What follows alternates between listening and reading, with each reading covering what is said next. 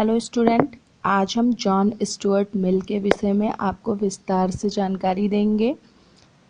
Student, विषय संबंधित जानकारी उपयोगी होने पर हमारे चैनल को लाइक व सब्सक्राइब अवश्य करें। चलिए तो अब हम शुरुआत करते हैं जॉन स्टुअर्ट मिल के सामान्य परिचय से। थोड़ी सी जानकारी हम आपको जॉन स्टुअर्ट मिल के विषय में देते हैं।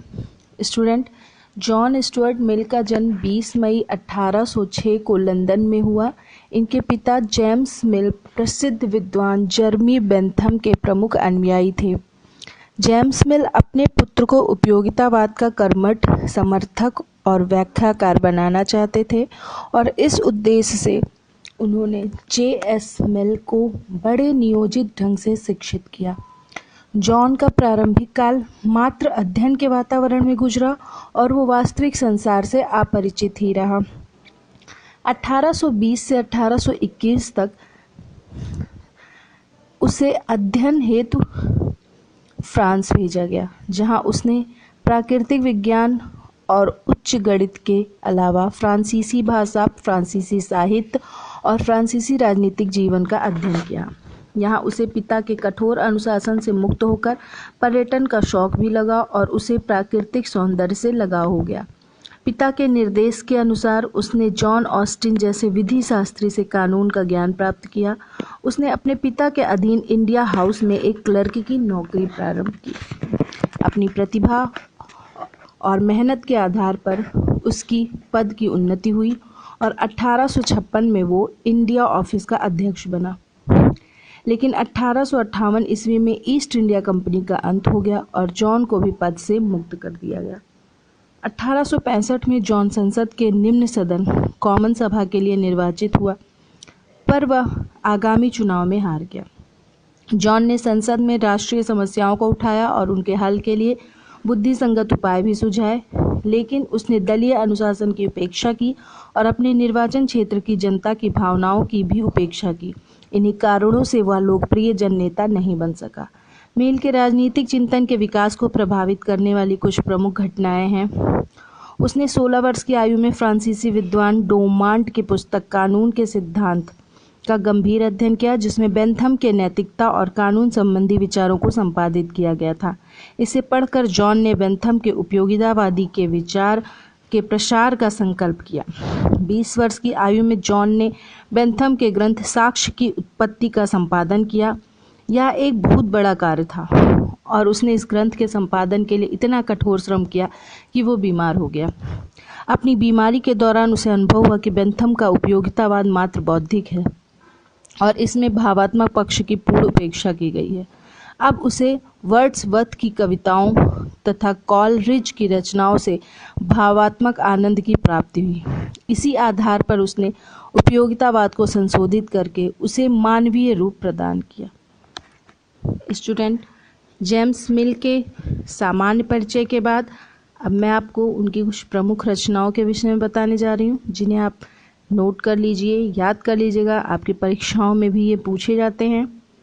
उनकी पुस्तक system of logic 1860, on liberty 1859, utilitarianism, consideration of representative government 1863, the principle of politic economy, thoughts on parliamentary reform, subjection of women, autobiography और एसेज ऑन रिलीजन, ये जॉन स्टुअर्ट मिल की प्रमुख रचनाएं थीं।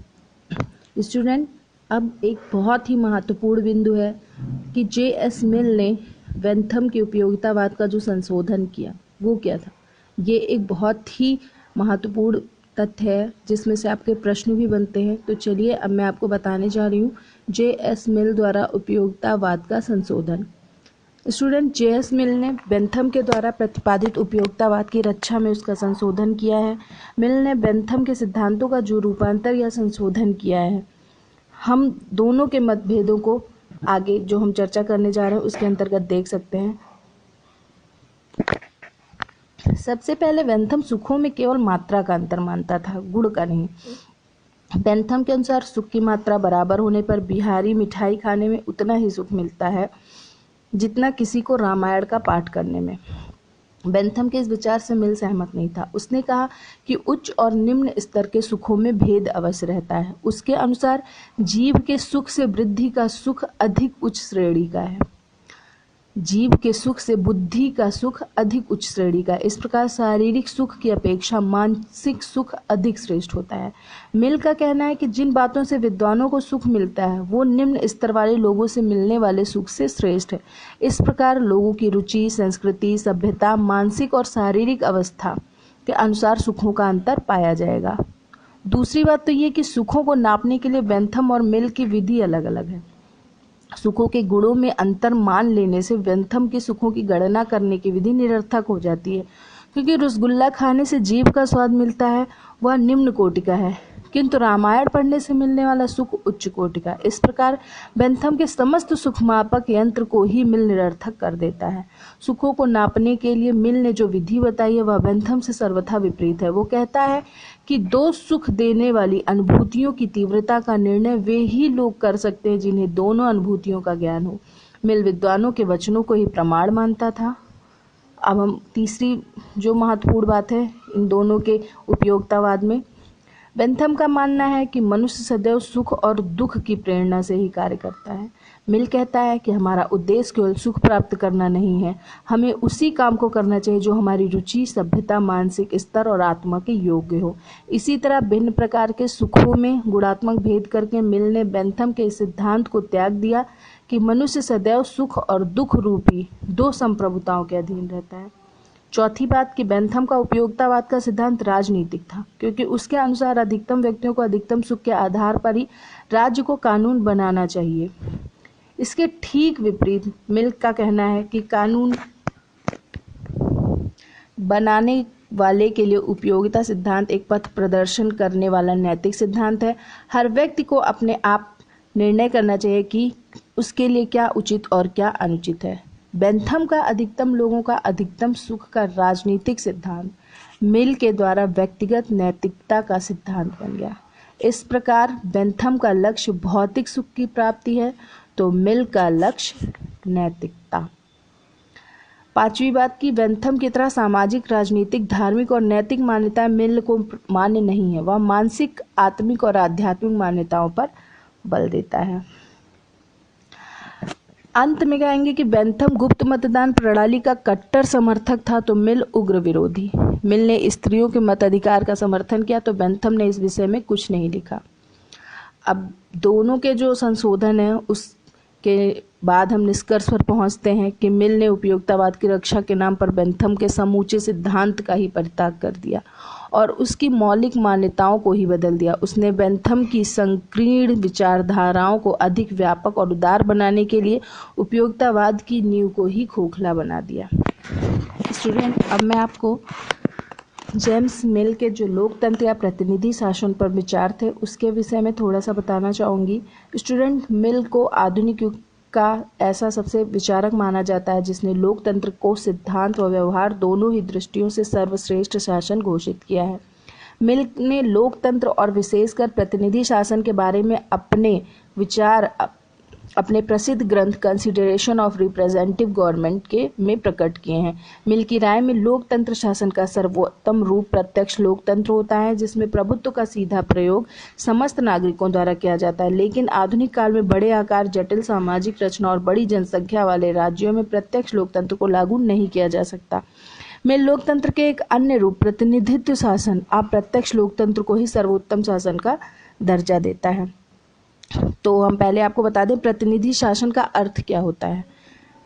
स्टूडेंट, मिल के अनुसार प्रतिनिधि शासन वह व्यवस्था है जिसमें संपूर्ण जन समुदाय या उसका अधिकांश भाग अपने निर्वाचन प्रतिनिधियों के द्वारा अंतिम नियंत्रण शक्ति का प्रयोग करता है।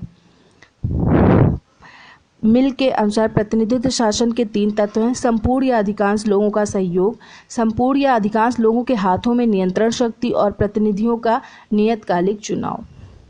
स्टूडेंट, अब मैं प्रतिनिधि शासन के विषय में आपको थोड़ा विस्तार से बताने जा रही हूँ। सबसे पहले मिल कहता है कि प्रतिनिधि शासन जो है वो सर्वश्रेष्ठ शासन होता है। मिल ने प्रतिनिधि शासन को सर्वश्रेष्ठ माना क्योंकि इसके अंतर्गत ही व्यक्ति का सर्वाधिक बौद्धिक, नैतिक और गुण प्रधान विकास संभव होता है। राज्य की प्रभुत्व शक्ति संपूर्ण समाज में निवास करती है। नागरिक सार्वजनिक कार्यों में भाग लेते हैं, उन्हें स्वतंत्र निर्णय लेने का अधिकार होता है और उनका स्वाभिमान सुरक्षित रहता है।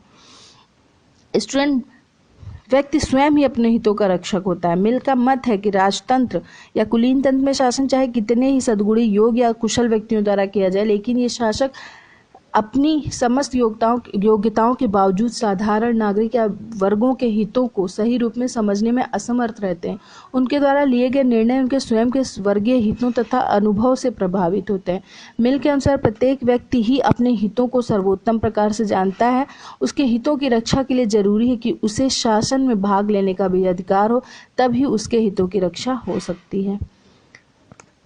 अनुभव आधारित ज्ञान का महत्व। मिल के अनुसार प्रतिनिधि शासन की एक विशेषता यह है कि इसके अंतर्गत नागरिकों को स्वयं उसके अनुभव के आधार पर राजनीतिक शिक्षा प्रदान करने का अवसर प्राप्त होता है। राजनीतिक शिक्षा प्राप्त करने का अवसर प्राप्त होता है। जब नागरिक सार्वजनिक महत्व के विषयों पर स्वयं विचार करते हैं, स्वयं स्वतंत्र निर्णय लेते हैं और सार्वजनिक कार्यों में भाग लेते हैं, तो उन्हें विशिष्ट राजनीतिक अनुभव प्राप्त होते हैं। इस राजनीतिक अनुभव से उत्पन्न उनका राजनीतिक ज्ञान अधिक परिपक्व होता है और इससे ही नागरिकों में वास्तविक सद्गुणों व चरित्र का विकास होता है। मिल के अनुसार अनुभव आधारित राजनीति शिक्षा की व्यवस्था केवल प्रतिनिधि शासन में ही उपलब्ध होती है। इससे ही नागरिकों को उचित आत्मनिर्णय का गुण मिलता है, जो मानवीय नैतिकता के अनुरूप है। व्यक्ति व समाज के हितों में समन्वय संभव। सभी शासन प्रणालियां समाज के हित के नाम पर व्यक्ति के हितों की उपेक्षा करती है। मिल सामाजिक हित के साथ व्यक्ति के हित को भी अत्यधिक महत्वपूर्ण मानता है। वह व्यक्ति के मूल पर समाज हित नहीं चाहता। मिल का मत है कि प्रतिनिधि शासन में व्यक्ति व समाज दोनों के हितों में समन्वय स्थापित होता है। प्रत्यक्ष लोकतंत्र का उचित विकल्प है प्रतिनिधि शासन। मिल सिद्धांत रूप में सर्वोत्तम शासन तो प्रत्यक्ष लोकतंत्र को मानता है, जिसमें नागरिक स्वयं प्रत्यक्ष रूप से राज्य की प्रभुसत्ता का उपयोग करते हैं। मिल के अनुसार प्रतिनिधि लोकतंत्र में 3 लक्षण होने चाहिए, तभी वह आदर्श रूप में कार्य कर सकता है। वो लक्षण है संपूर्ण नागरिकों या उनके एक बड़े भाग द्वारा समय समय पर अपने प्रतिनिधियों को निर्वाचित किया जाना चाहिए। इन निर्वाचित प्रतिनिधियों द्वारा ही शासन का संचालन किया जाना चाहिए। इन निर्वाचित प्रतिनिधियों के माध्यम से ही शासन की सत्ता पर नागरिकों का नियंत्रण होना चाहिए। प्रतिनिधि शासन के दोष और उनके उन्मूलन हेतु सुझाव दिए हैं कुछ मिल ने। मिल के समय में प्रतिनिधि शासन प्रचलन में था और मिल ने अति निकट से इसका सूक्ष्म अध्ययन किया था। वह इसके दोषों से चिंतित था और इसलिए उसने इन दोषों के अंत के लिए कुछ सुझाव दिए ताकि प्रतिनिधि शासन एक आदर्श रूप में कार्य कर सके। तो सबसे पहले प्रतिनिधि शासन के जो दोष हैं वो क्या है मैं बताती हूँ। प्रतिनिधियों का अयोग्य होना, मत अधिकार से संबंधित दोष, गुप्त मतदान की प्रणाली और दोषपूर्ण निर्वाचन प्रणाली और स्त्री मत अधिकार का निषेध। तो प्रतिनिधि शासन के दोषों के अंत हेतु सुझाव जो दिए मिल ने। प्रतिनिधि सभा के सीमित कार्य। मिल का मत है कि उचित कानूनों के निर्माण और कुशल प्रशासन के संचालन के लिए विशिष्ट योग्यता की आवश्यकता है, लेकिन जनप्रतिनिधियों ऐसी योग्यता का अभाव होता है। मिल का कहना है कि प्रतिनिधि सभा को इन कार्यों का स्वयं प्रत्यक्ष रूप से नहीं करना चाहिए, उस इन कार्यों को केवल देखरेख व समीक्षा करनी चाहिए। उसने कानून निर्माण संबंधी सुझाव दिए कि कानून निर्माण का कार्य विधि विशेषज्ञों के एक छोटे आयोग द्वारा किया जाना चाहिए तथा इस आयोग की नियुक्ति प्रतिनिधि सभा द्वारा की जानी चाहिए। वो प्रशासनिक अधिकारियों से संबंधित सुझाव देता है कि शासन की सफलता के लिए जरूरी है कि प्रशासन में योग्य और प्रतिभाशाली अधिकारियों की नियुक्ति हो। प्रतिनिधि धन के कुप्रभाव से मुक्त हो। मिल प्रतिनिधि सभा के सदस्यों को धन के कुप्रभाव से मुक्त रखना चाहता है ताकि वो आर्थिक स्वार्थों से ऊपर उठकर अपने सार्वजनिक कर्तव्यों का पालन कर सके। निर्वाचन प्रणाली में भी सुधार के सुझाव देता है। मिल के अनुसार प्रतिनिधि शासन का सबसे बड़ा दोष तो यही है कि इसमें बहुमत द्वारा अल्पमत के दमन का भय हमेशा ही बना रहता है। प्रतिनिधि शासन के दोष के अंत के लिए जरूरी कि अल्पसंख्यकों को प्रतिनिधि सभा में उस अनुपात में स्थान मिलना चाहिए जिस अनुपात में वे संपूर्ण समाज में होते हैं। इस स्थिति में प्रतिनिधि सभा में अल्पसंख्यकों के हितों का उचित प्रतिनिधित्व होगा और प्रतिनिधि सभा सही अर्थ में राष्ट्र की महासभा होगी। इस दृष्टि से मिल निर्वाचन के अनुपातिक प्रतिनिधित्व प्रणाली का समर्थन करता है।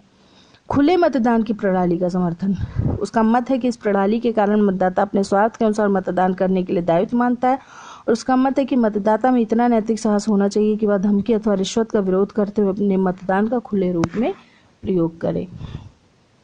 उसने मताधिकार संबंधित सुझाव भी दिए, जिसमें शिक्षित व्यक्तियों को मताधिकार दिया जाए, करदाता को मताधिकार, महिला मताधिकार का समर्थन भी किया है। और एक बहुत ही महत्वपूर्ण बात है कि गुणात्मक बहुल मताधिकार का समर्थन। मिल का मत है कि मतदाताओं में बुद्धि, शिक्षा और गुणों का पर्याप्त अंतर होता है, अतः सभी मतदाताओं के मतों का समान मूल्य नहीं होना चाहिए। ये बहुत ही महत्वपूर्ण है, आप इसको ध्यान से सुनिएगा। जिन मतदाताओं में उपरोक्त योग्यताएं यानी कि बुद्धि, शिक्षा, गुण सीमित मात्रा में पाई जाती हैं, उनमें से प्रत्येक मतदाता को केवल एक ही मत प्राप्त होना चाहिए, किंतु जिन मतदाताओं में उपरोक्त योग्यताएं पर्याप्त मात्रा में पाई जाती हैं, उनमें से प्रत्येक मतदाता को एक से अधिक मत डालने का अधिकार होना चाहिए। इसे मिल गुणात्मक मतदान की प्रणाली कहता है। स्टूडेंट, अब कुछ स्मरणीय तथ्य। उपयोगितावाद के प्रवर्तक बेंथम के मित्र जेम्स मिल के पुत्र जॉन स्टुअर्ट मिल का जन्म 20 मई 1806 को लंदन में हुआ। 19वीं शताब्दी के प्रसिद्ध अंग्रेज विचारक जॉन स्टुअर्ट मिल को व्यक्तिवाद और स्वतंत्रता का महान समर्थक माना गया। जेम्स मिल पर सबसे गहरा प्रभाव फ्रांसीसी लेखक दुमांत द्वारा बेंथम के नैतिक और राजनीतिक चिंतन पर संपादित पुस्तक कानून के सिद्धांत का पड़ा। जेम्स मिल का कहना था कि इस पुस्तक के अध्ययन से मेरे मानसिक विकास को नई दिशा प्राप्त की गई। बेंथम के विचारों के प्रचार के लिए मिल ने उपयोगितावाद संघ की स्थापना की। मिल के विषय में ग्लैडस्टोन का कहना था कि जब मैं जेम्स मिल को भाषण करते हुए सुनता हूँ, तब मुझे ऐसा आभास होता है कि मैं एक संत व्यक्ति की वाणी सुन रहा हूँ। J.S. मिल ने बेंथम की पुस्तक साक्षी की युक्तिता का संपादन किया। J.S. मिल के शब्दों में एक संतुष्ट सुअर की तुलना में असंतुष्ट सुकरात होना कहीं अच्छा लगता है। J.S. मिल ने बेंथम के अधिकतम लोगों के अधिकतम सुख के मात्रात्मक अंतर में संशोधन कर मात्रात्मक एवं गुणात्मक विचार का समर्थन किया। J.S. मिल स्वतंत्रता को व्यक्तिगत हित के साथ ही सामाजिक हित भी मानता है। मिल ने अपनी महत्वपूर्ण रचना स्वतंत्रता पर एक निबंध एसे ऑन लिबर्टी में स्वतंत्रता की 2 परिभाषाओं का उल्लेख किया। स्वतंत्रता प्रत्येक व्यक्ति को अकेला छोड़ देना है। स्वतंत्रता का अर्थ है कि मनुष्य अपनी इच्छा अनुसार कार्य करे। जेम्स मिल के शब्दों में उपयोगिता की सिद्धि स्वतंत्रता के माध्यम से ही संभव है और इसलिए स्वतंत्रता प्राथमिक महत्व की वस्तु है और उपयोगिता द्वितीयक महत्व की। स्टूडेंट, मैंने पूरी कोशिश की है कि जॉन स्टुअर्ट मिल को आप समझ सकें। उनकी रचनाएं मैंने आपको बताई हैं, उनके उपयोगितावाद में संशोधन और प्रतिनिधि शासन संबंधी सिद्धांत भी बताएं। अब मैं थोड़ी सी चर्चा जेम्स मिल की स्वतंत्रता संबंधी अवधारणा पर करना चाहूँगी। स्वतंत्रता की अवधारणा को सामान्य तौर पर मिल के राजनीतिक चिंतन का सबसे महत्वपूर्ण भाग माना जाता है। स्वतंत्रता के संबंध में उसके द्वारा व्यक्त किए गए विचारों के चलते उसे उपयोगितावादी कम और स्वतंत्रता का समर्थक अधिक माना जाता है। मिल के स्वतंत्रता संबंधी विचार उसकी पुस्तक ऑन लिबर्टी में व्यक्त हुए, जिसे व्यक्तिगत स्वतंत्रता के समर्थन में लिखी गई सर्वाधिक महत्वपूर्ण पुस्तकों की श्रेणी में रखा जाता है। इस पुस्तक में मिल ने स्वतंत्रता के स्वरूप, व्यक्ति और समाज के लिए स्वतंत्रता के महत्व, व्यक्ति और राज्य के बीच संबंध, व्यक्ति और समाज के बीच पारस्परिक संबंधों की विशुद्ध विवेचना की है। मिल व्यक्ति के व्यक्तित्व का प्रबल समर्थक तो है ही साथ उसका ऐसा विश्वास है कि सामाजिक और राजनीतिक प्रगति व्यक्ति के रचनात्मक शक्तियों और स्वतंत्रता के मार्ग में अनेक बाधाएं पाई जाती हैं। व्यक्तिगत क्षेत्र में राज्य द्वारा आवश्यक हस्तक्षेप, बहुसंख्यक दल की निरंकुशता का भय और वृद्धि और स्वतंत्र प्रयोग पर लोकमत द्वारा स्थापित नियंत्रण ऐसी बाधाएं हैं या बाधाएं व्यक्ति की अंतर्निहित प्रतिभा को पूर्ण रूप से निखरने का अवसर नहीं देती हैं। जब तक व्यक्ति के व्यक्तित्व का विकास नहीं होगा तब तक सार्वजनिक प्रगति भी असंभव है। अपने इस मंतव्य के अनुरूप मिल ने ऑन लिबर्टी में व्यक्तियों के विचार या भाषण की स्वतंत्रता और कार्य की स्वतंत्रता तथा कार्य की स्वतंत्रता पर पूर्ण बल दिया। व्यक्तिगत स्वतंत्रता पर पूर्ण बल का अर्थ ये नहीं है कि व्यक्तिगत सामाजिक कर्तव्य एवं उत्तरदायित्व की सीमा को पार कर जाए। स्टूडेंट, जॉन स्टुअर्ट मिल के स्वतंत्रता संबंधी अवधारणा को समझ के आप उसमें से प्रश्न भी बना सकते हैं। मैंने महत्वपूर्ण तथ्य भी आपको बताए हैं और उसके साथ साथ ही मैंने स्मरणीय तथ्य भी बताए हैं। स्टूडेंट, ये चैनल मैंने उन छात्रों के लिए तैयार किया है जो यूपीएससी, सीएससी तथा यूजीसी नेट की तैयारी कर रहे हैं। यहाँ आपको पॉलिटिकल साइंस सब्जेक्ट का एक फुल पैकेज दिया जा रहा है। आप सभी के सपोर्ट के लिए आप चैनल तथा वीडियोज़ को सब्सक्राइब और लाइक करें, प्रश्न के लिए कमेंट करें तथा शेयर करें। Thank you student.